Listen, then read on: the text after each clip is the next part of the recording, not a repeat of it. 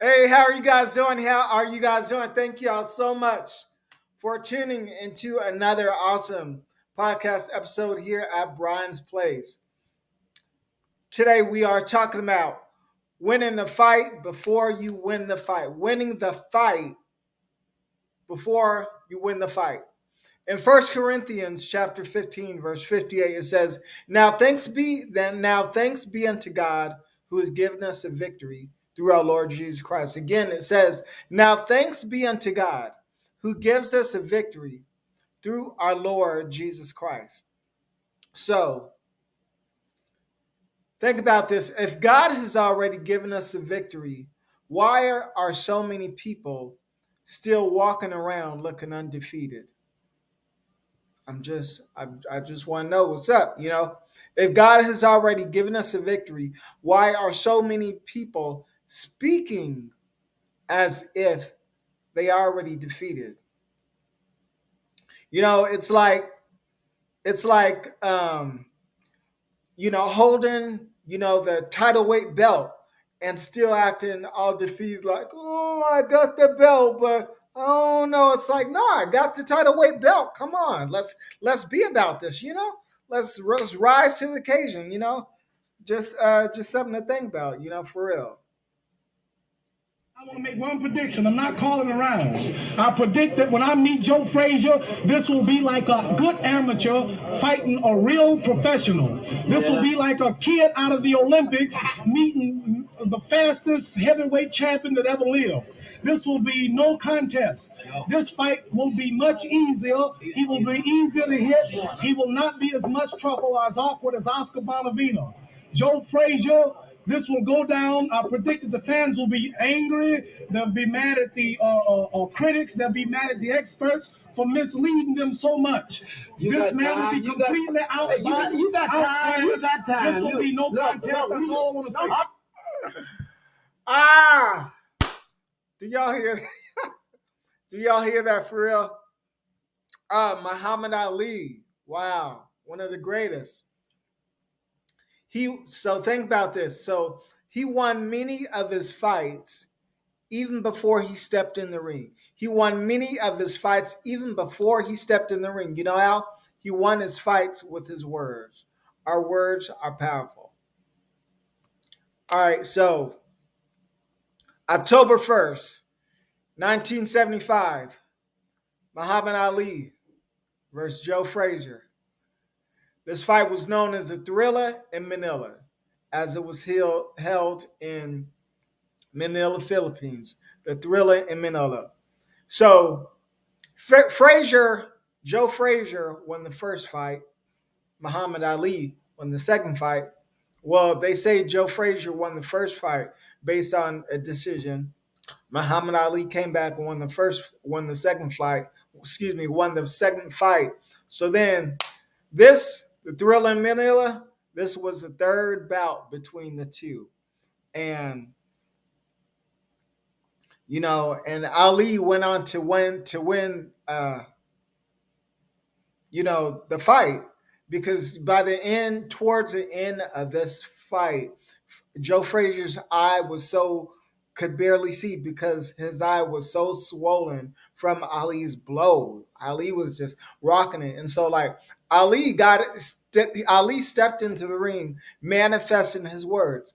Because even before he got in the ring, he would be like, "I'm gonna knock Joe Frazier back to the planet that he came from." He was talking a bunch of mess, and so with his fight, when he stepped in the ring, he manifested his words, and it's just like, man, he was serious. And it's like he also go around saying, "Oh, I'm the prettiest. I'm the prettiest thing on the block. I'm the prettiest thing you've ever seen."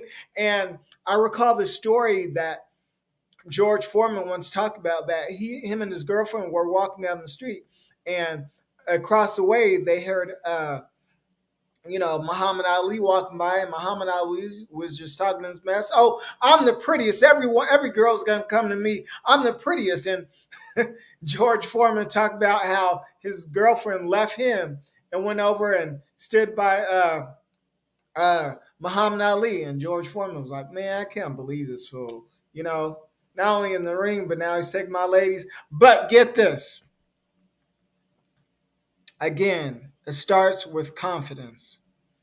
And obviously later on, in years, George Foreman and Muhammad Ali grew to be great friends. But George Foreman recounted like how again, even before they stepped into the ring, the hype was built up by Muhammad Ali's words. And so it's like even Mike Tyson used to talk heck of trash.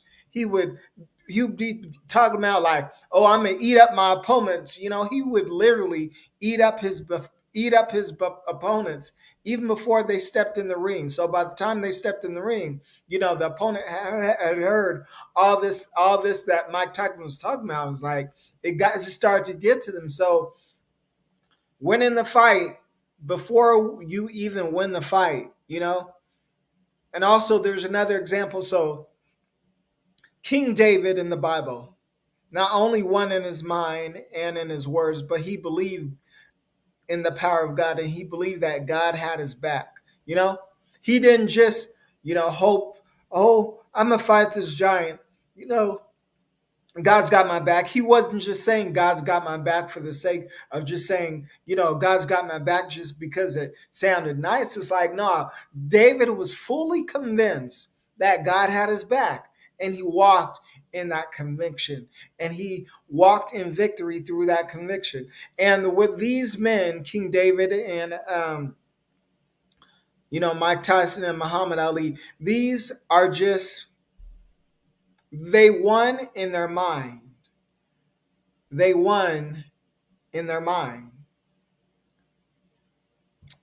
This won't be a long episode, but just really want to come on here and really hone down on the point that these men won in their mind. Instead of operating in a defeated mindset, you start thinking, like, I got what it takes. I could do this. Instead of walking around like, oh, I don't know if I could do this. Man, they said this about it. They said this about it. But instead, walking in and approaching opportunities like, okay, I know what they said about it. I know what they said about it. I know the reviews. I know, what every person has said, but still, I got my confidence. I'm going to walk in here boldly, knowing that God's got my back, knowing that I'm going to walk in here and get this job, get this promotion, get this opportunity because I believe in myself and I believe the power God has placed in me. So I'm going to get it. So I just really want to encourage you to imagine your words. Don't just say words just to say it because it sounds nice, but say words because there's meaning behind the words. Say words because they have intentionality, and that's, I believe, the key point in winning the fight before you win the fight. Come on. Not only throw jabs with your arm, but throw jabs with your words. Even before you get in that ring, throw it, throw it, throw it, throw it, throw it. Real talk, real talk. This is real. And so, like, when I think about it, Mike Tyson and Muhammad Ali, for them, the ring was really, get this, y'all, for Mike Tyson and Muhammad Ali, the ring was really their canvas. The ring was their canvas for victory. So, likewise, we should be determined to paint and manifest the victory that's already been taking place in our mind and in our words.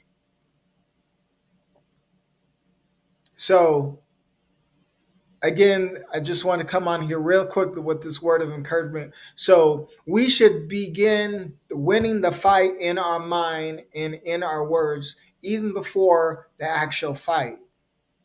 So let me repeat this again. So Muhammad Ali, he won, or the ring was the canvas for the victory that he already had. Likewise, God has already given us a victory. So it's like life is a canvas for us to walk out that victory. Life is a canvas for us to walk out the victory that God has already given us. So there's no need for a defeated mindset. There's no need for woe is me.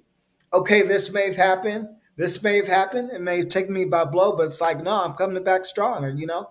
Whatever does not kill you can only make you stronger. And so finally, get your pens and papers. Get this. True victory isn't what happens after the fight or after a battle, but true victory is a mindset. True victory is a lifestyle. Let me say that one more time. So, true victory isn't what happens after the fight, how the bell rings and, walk, oh, I got the victory. And true victory isn't what happens after the fight. It's not what happens after the battle, but true victory is a mindset. True victory is a lifestyle. When you begin to approach every area of your life and everything that comes your way with a victorious mindset, then it's like you can't help but to win. And that song not only remains a song to you, but it's like your statement of truth. All I do is win, win, win, no matter what. No matter what. Because we already got the victory. We already had the victory. So, one share that's with y'all. Y'all be blessed. Y'all be encouraged and walk in the victory that God's given you. Walk in the victory that God's given you. Walk in the victory that God's given you and watch what happens. Watch what happens. As always, y'all be blessed. As always, feel free to share, comment, like, and subscribe. And as always, I thank y'all for rocking and rolling with me. Y'all are amazing. Like, for real, for real, for real, for real. Y'all are. Love y'all to life. As always, this is BDP, Brian David Porter, still living in purpose, on purpose, intentionally. Y'all be blessed.